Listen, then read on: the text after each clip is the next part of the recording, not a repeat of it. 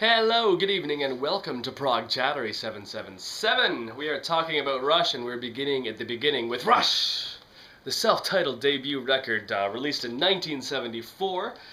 And this album holds the very unique distinction of being the only Rush album not to feature drummer Neil Peart. That's right, the lineup on this album is Geddy Lee on bass and vocals, Alex Lifeson on guitar, and John Rutsey on the drums. It's very easy to overlook John Rutsey because, of course, he was replaced by Neil Peart, who was one of the most influential drummers ever, and he's Neil Peart. He's the professor. But John Rutsey himself is a fantastic drummer, and it's a shame that he was replaced by Neil Peart because a lot of people don't recognize that. And you really it's not fair to compare John Rutsey to Neil Peart. They're both very different drummers with very different sensibilities on the kit.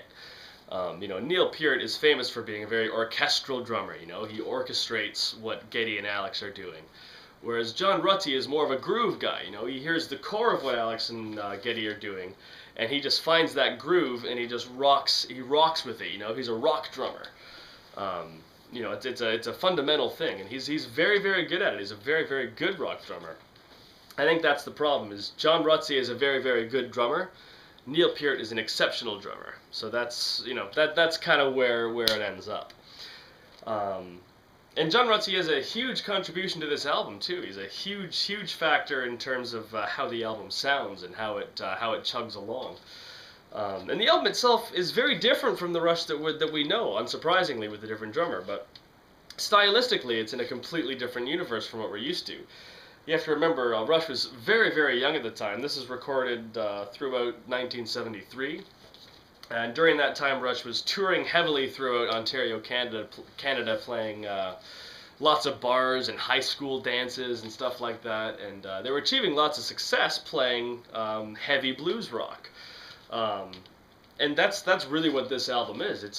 There's a very 70s vibe to it. If you want to ask what did rock music sound like in the 70s, this is kind of like the definitive 70s rock album. The influences are worn very much on their sleeves. You can tell that they were hugely into bands like Cream and Zeppelin.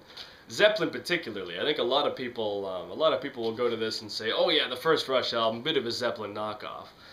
And that's not that far away from the truth, but you don't want to simplify it that much either. Like I said, the blues rock thing, the Zeppelin thing is very, very much there, but it's still a Rush album. It's still, there's still little stylistic traits that belong exclusively to Rush. And the other thing too, if you compare this album to a lot of the other albums that Zeppelin were making, this is probably a bit, more consistently heavy and hard rock. Every Zeppelin album has the ballad or the folk piece or, the acoustic section. Whereas this, for the most part, pretty much rocks out from start to finish. So it's a great party album. Or would have been a great party album back in the 70s. So that's a thing. But yeah, it's a great album, and you can hear the virtuoso musicianship that's there already. I mean, lots of the bass lines that are there. You can hear Geddy's melodic style. He's a very melodic bass player. Geddy's not the kind of bass player that just chugs away on a root note.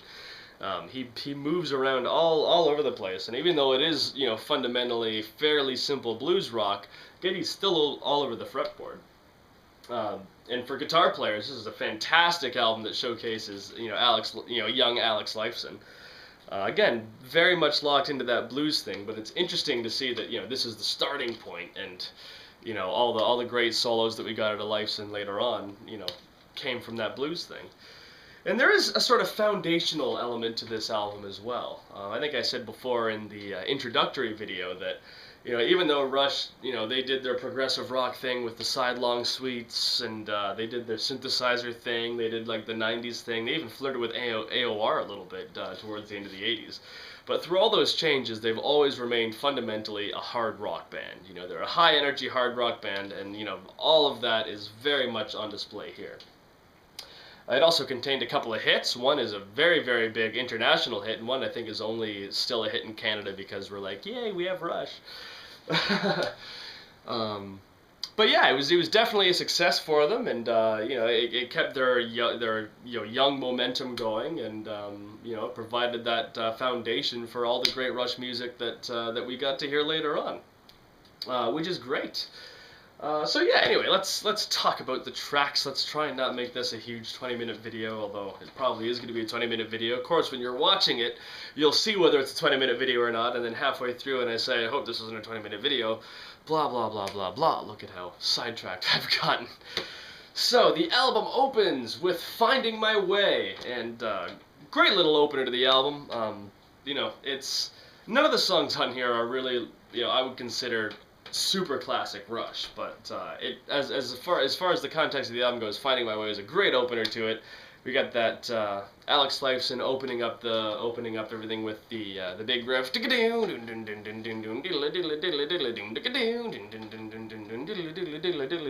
So right away, that kind of virtuosity is on display. I mean, they're trying to say, hey, check it out, we can play this stuff really well. And it chugs into a pretty cool high energy rock number.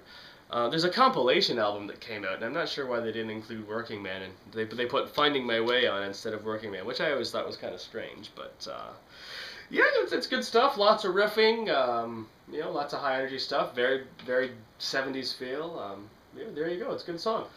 Track 2 is Need Some Love.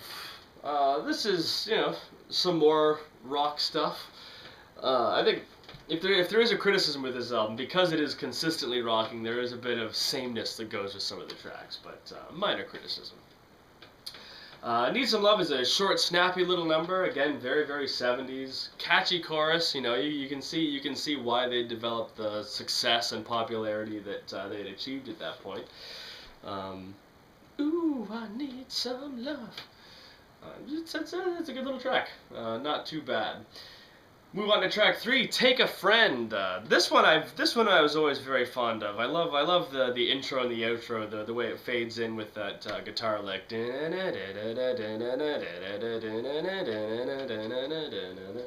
Really, really cool stuff. Again, very catchy chorus. Very very accessible, very easy to groove to. Take yourself a friend.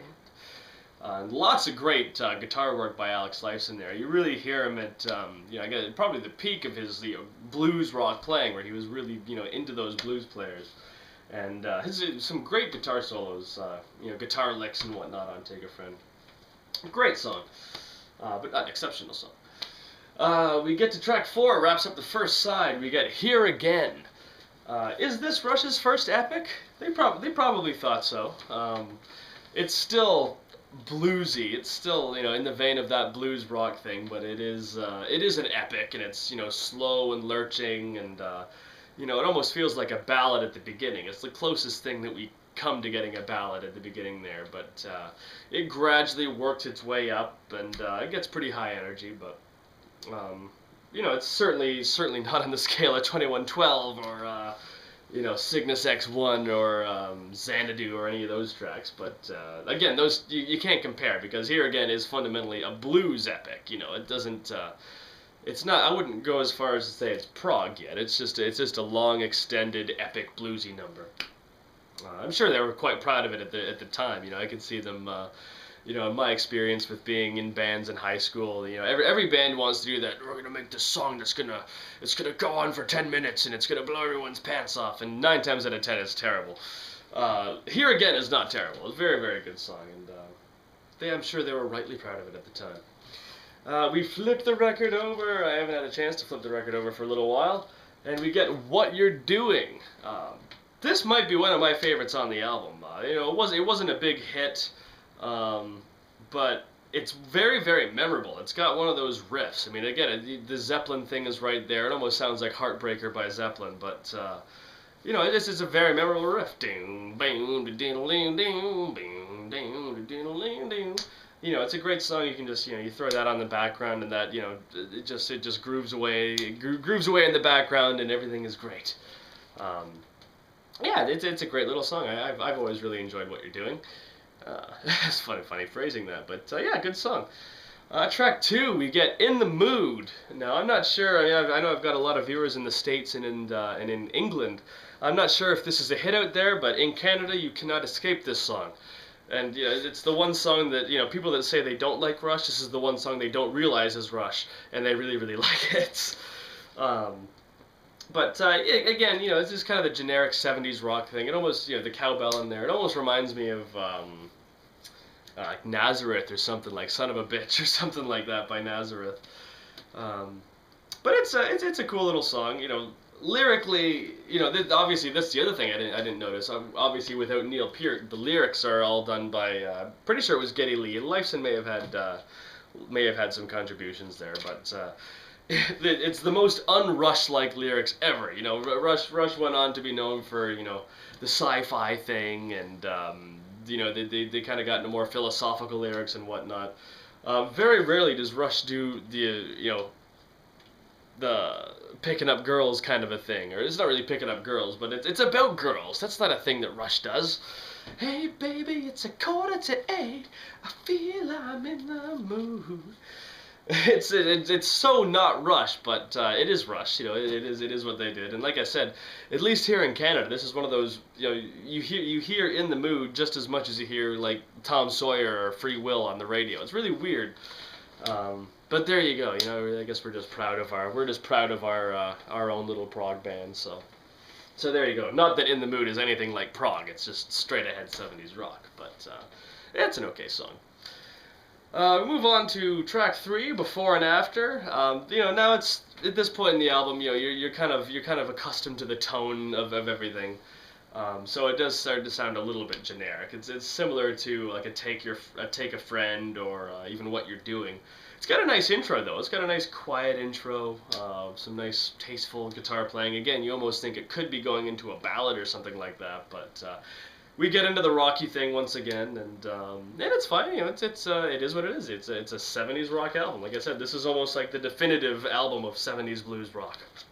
And Before and After is an album track on that album. It's okay. And then we wind up to the final track on the album, track 4 of side 4. We get Working Man. Now, this is the big hit on the album. They played this. I'm pretty sure they've played this at almost every concert. They at least do a little section of it in a medley. And it is a classic. This Working Man really is the big song on this album. It's the one that got them famous, of course, famously in. It was Cleveland, Ohio, across the lake, across good old Lake Ontario, or Lake Erie. My geography is off right now. But it was Cleveland, Ohio, and they heard this song, and of course Cleveland at the time was a blue-collar working town, and the lyrics to Working Man, working 9 to 5, and that whole sentiment really struck a chord with the blue-collar towns in the States and in Canada. And there's one radio station played it a few times, and it became a smash, and it is what solidified Rush as a force to be reckoned with, and it catapulted them to that early success. And it is a great song. It's one of those. It's a definitive riff.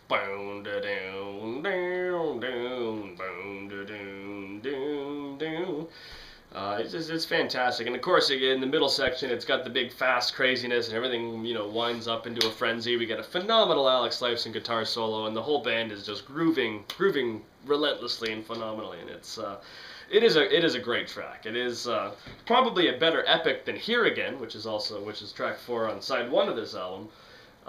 It's still not, the classic proggy epics that Rush would later become known for, but it is a classic track, and rightfully has been performed pretty consistently throughout their career as a tribute to their early days.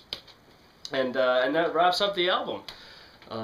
Obviously, being the only album not to feature Neil Peart, this is John Rutsey's last album. Unfortunately, around after the album was released, he was just having a bit of difficulty keeping up with the touring schedule. The band was getting busier and busier with their newfound success, and John Rutsey had a few health issues that he had to deal with, so he wasn't able to keep up with the schedule, and shortly thereafter they auditioned a bloke named Neil Peart, who was living in a town called St. Catharines at the time, and the rest is history, which I'll be talking about in the next series of videos. The next album, of course, is going to be Neil Peart's debut with Rush on the album Fly By Night. So stay tuned for that. Thank you very much for watching and dealing with my ramblings. Don't forget to like and subscribe if you enjoyed this video, and you will see me in the future for more Rush Chats. Take care. Thank you.